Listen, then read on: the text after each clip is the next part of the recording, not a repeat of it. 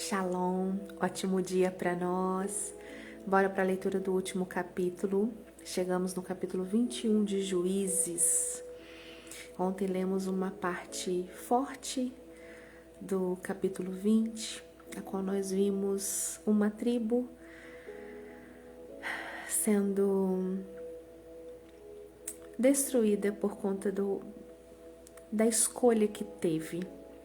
Em vez de se posicionar quanto a um erro, quanto a um desastre, alguns líderes resolveram acobertar o mal em prol do bem comum, do nome da tribo, enfim, uma escolha errada. E o quanto isso nos ensina, né? E hoje nós vamos encerrar o livro de Juízes com o capítulo 21 e vamos ver o que Deus tem para nos ensinar nesse dia. Então pega aí sua Bíblia, sua caneta, marca texto. Vamos orar para darmos início, em nome de Jesus. Pai, obrigada porque o Senhor tem nos dado acesso à Tua Palavra e temos a oportunidade de aprender tanto. Como é bom, Senhor, crescermos, sermos instruídos através daquilo que o Senhor nos deixou com intenção, para que de fato amadurecêssemos e aprendêssemos. Obrigada, Senhor, que através do Espírito Santo possamos mesmo absorver tudo o que o Senhor tem para nós. Não deixe nada passar, Senhor, dos nossos olhos sem que possamos perceber. Em nome de Jesus. Amém. Amém. Pega aí então sua caneta, bora lá na leitura. Capítulo 21 e o último capítulo de Juízes diz assim: O povo de Israel havia feito em Mispa este juramento a Deus: Nenhum de nós deixará que um homem da tribo de Benjamim case com uma das nossas filhas. O povo foi a Betel e ficou ali na presença de Deus até a tarde. E eles choraram amargamente em voz alta, dizendo: Ó Senhor Deus de Israel, por que aconteceu isso? Por que está faltando uma das nossas tribos? O povo se levantou bem cedo na manhã seguinte e construiu ali um altar. Apresentaram ofertas que foram completamente queimadas e sacrifícios de paz e perguntaram: De todas as tribos de Israel, quem foi que não subiu para aquela reunião na presença do Senhor Deus em Mispa? Eles tinham feito um juramento muito sério. Quem faltasse à reunião em Mispa seria morto. E o povo de Israel teve muita pena dos seus irmãos da tribo de Benjamim e disse: Hoje Israel perdeu uma das suas tribos. O que faremos para arranjar esposas para os que ficaram? Pois juramos ao Senhor que não daríamos a eles nenhuma das nossas filhas. E então perguntaram: De todas as tribos de Israel, quem não compareceu diante do Senhor em Mispa? E ficaram sabendo que de Jabes de Gileade ninguém havia tomado parte na reunião. Quando fizeram a chamada do povo, ninguém de Jabes de Gileade estava lá. Então todos concordaram em mandar para lá 12.000 homens, dos mais corajosos, com estas ordens: Vão e matem os moradores de Jabes de Gileade, tanto os homens como mulheres e crianças. Façam isto, matem todos os homens e todas as mulheres que não forem virgens.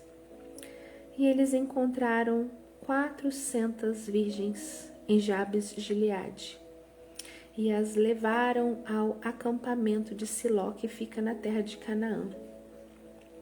E então todos concordaram em mandar mensageiros aos benjamitas na rocha de Rimom para fazer uma proposta de paz.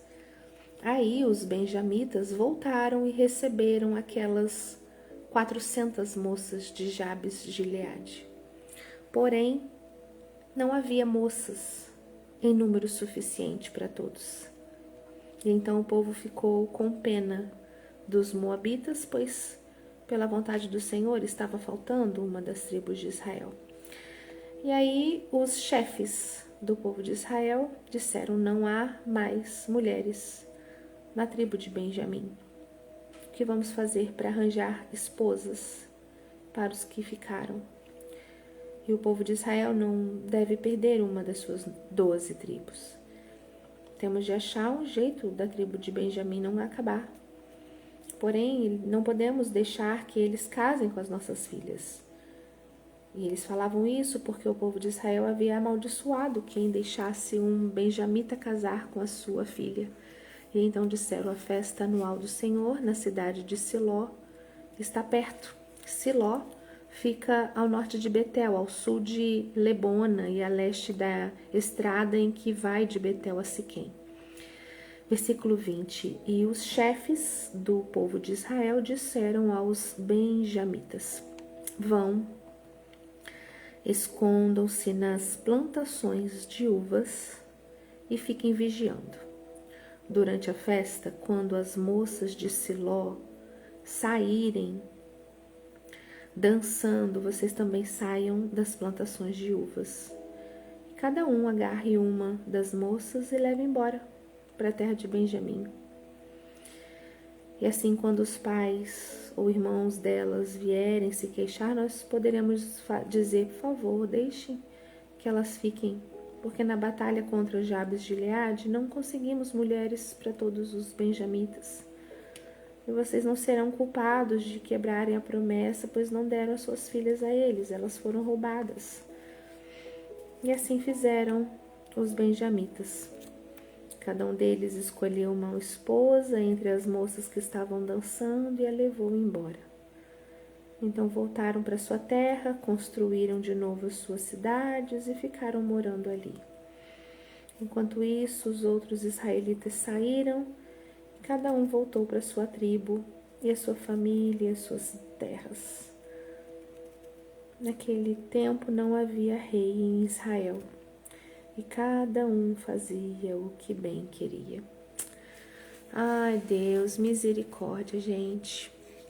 Que ambiente. Fico imaginando nessas barracas, nessas 200 mulheres, porque se eram 600 homens, deixa eu ver quantos que eram homens. Quantos homens que foram? 600 homens. Eram 600 homens na caverna. Arrumaram 400 lá em Jabes Gileade, que para mim também não é a forma, não vejo como uma forma correta, porque já havia sido passado um tempo e aí resolveram por conta de uma falta, agora, enfim, aí conseguiram ali 400. Então, 200 mulheres roubadas, 200 lares, ou se fossem irmãs, enfim, quanta casa, quanta família sendo destruída por conta de um erro. Quantas mulheres passando agora a viver um tempo a qual não tinham voz, não eram ouvidas, né? Não tinham seus sentimentos respeitados, suas escolhas respeitadas. E aí tem que aceitar agora viver com um homem que nunca tinha visto e aceitar.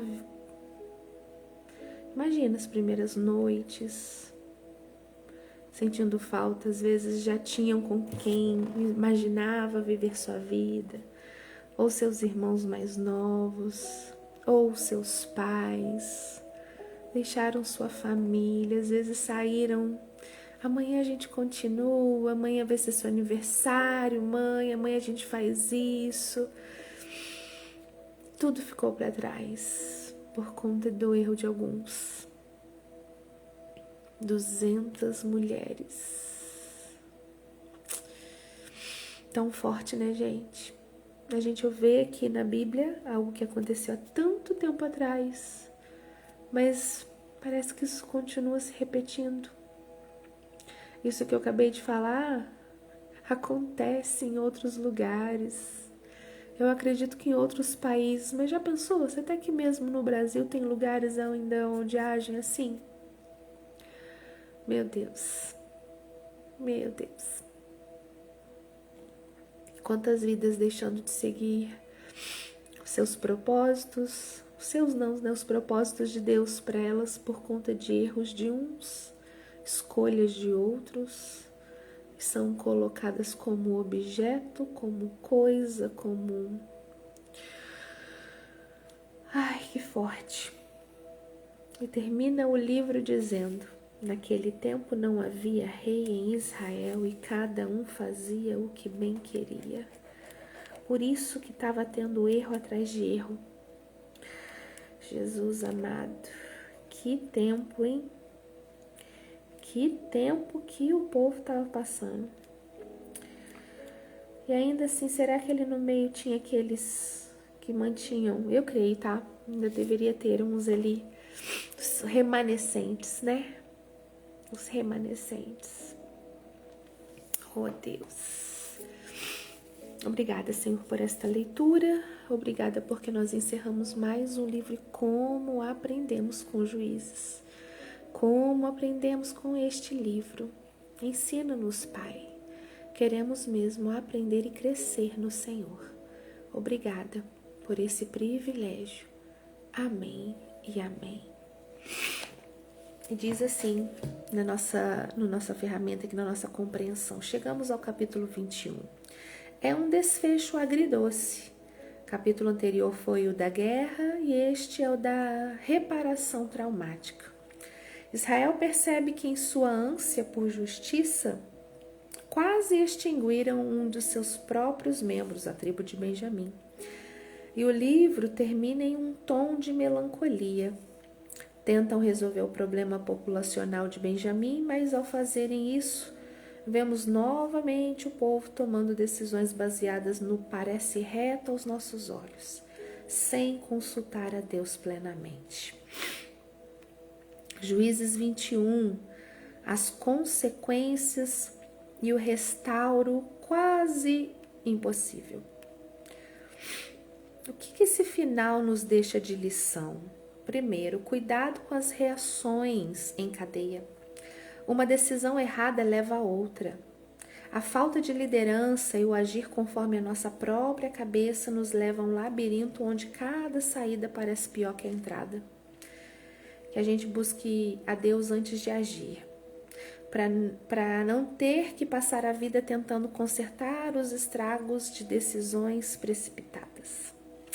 Segundo, o preço do jeitinho. O povo de Israel, querendo resolver o problema da tribo de Benjamim, acabou violando outras leis. Muitas vezes nós tentamos resolver problemas graves na nossa vida dando jeitinhos, que no fundo ferem os nossos valores. Não sacrifique a sua integridade para resolver uma crise. E terceiro, a necessidade de um mestre.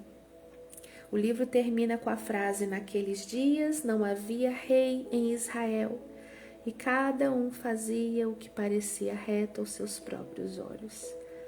Isso aqui é um grito por Salvador. Israel precisava de alguém que os unisse sobre uma verdade única. Para nós hoje é Jesus. Quando Jesus é o centro, nós paramos de fazer o que é certo aos nossos olhos e passamos a fazer o que é reto aos olhos dele. Aleluia. Resumo para nós. Primeiro, reflexão sobre a jornada. O que você aprendeu com o livro de Juízes sobre a importância de ter um padrão, de ter Deus acima da sua própria opinião? Eu aprendi muito. Aprendi muito como é importante ter uma pessoa que nos guie, ter algo que nos direcione. E Ele no céu nos direcionando e alguém aqui que seja uma referência. 2. O fim das gambiarras. Existe alguma área da sua vida onde você tem tentado consertar problemas com soluções que lá no fundo você sabe que não são as mais íntegras? Submissão ao Rei. Como que você pode demonstrar que Jesus é de fato o Rei da sua vida esta semana? Consultando antes de tomar decisões importantes? Eu acho válido. E a nossa frase para esse momento especial, importante de encerramento da leitura de um livro é assim: O livro de Juízes termina com um caos social, mas aponta para uma necessidade universal. A necessidade de termos alguém acima dos nossos próprios olhos para nos guiar. Não confie na sua própria justiça, confie no Rei. Quando Ele governa o coração, a vida deixa de ser uma sequência de acertos e erros, e ela passa a ser uma jornada de propósito e restauração. É isso. Quando o Senhor governa a sua vida, o seu coração, sua vida passa a ser uma vida de jornada ao propósito e restauração e deixa de ser uma vida de acertos e erros. Resumo do capítulo 21 tem como palavra-chave precipitação. Esse capítulo mostra que até o arrependimento, se não for conduzido com sabedoria e consulta a Deus, pode gerar novas distorções. É verdade. E encerramos o livro de Juízes, um livro intenso, que começa com promessas e termina com um alerta sobre o perigo de vivermos sem um padrão moral sólido. Que o Senhor possa nos ensinar de fato a entender a importância de deixarmos registrado, passar para frente tudo o que o Senhor já fez, entender dentro de nós de forma sólida quem nós servimos, a quem nós servimos, quem nós somos, de que nós não podemos negociar os nossos princípios e valores. Em nome de Jesus, que o Senhor complete no seu coração essa palavra, amém? E para encerrar, o livro Eu Vou Sair Desse Deserto, link está na descrição do vídeo, capítulo hoje 130, tem como título Escolha Crer. Josué 16, de 6 a 15, é o texto base para este estudo, e a frase principal é: as promessas de Deus não expiram, não envelhecem. Elas permanecem tão fortes quanto no dia em que foram feitas. Mas exige de nós a perseverança de continuar acreditando, mesmo quando tudo ao nosso redor diz o contrário. Assim como Caleb, você também pode escolher crer, independentemente de quanto tempo leve para a promessa se realizar. O que vai te manter firme é a sua escolha de pagar o preço, de não desistir e de confiar que se Deus prometeu, Ele é fiel para cumprir. Glória a Deus. Louvado seja o Senhor. Fico feliz e me emociono porque hoje eu recebi uma palavra sobre Josué e Caleb. E é o texto que o Senhor trabalha hoje conosco, Josué e Caleb. E é tão bom ver o cuidado de Deus nisso também. Que o Senhor te abençoe. Que o Senhor continue falando ao seu coração. E aí vamos logo partir para o livro de Ruth. Eu espero você nessa jornada. Compartilhe o nosso vídeo, curte, se inscreva no nosso canal. Convide outras pessoas para também se inscrever. Assim nós podemos avançar, crescer, para que outros também possam ser alcançados. E a palavra do Senhor possa ser levada adiante para aqueles que desejam ter uma leitura e às vezes não sabem como começar. E estamos aqui para um ajudar o outro, amém? Um beijo, Deus te abençoe, obrigada pela sua companhia e até amanhã, se Deus quiser. Tchau!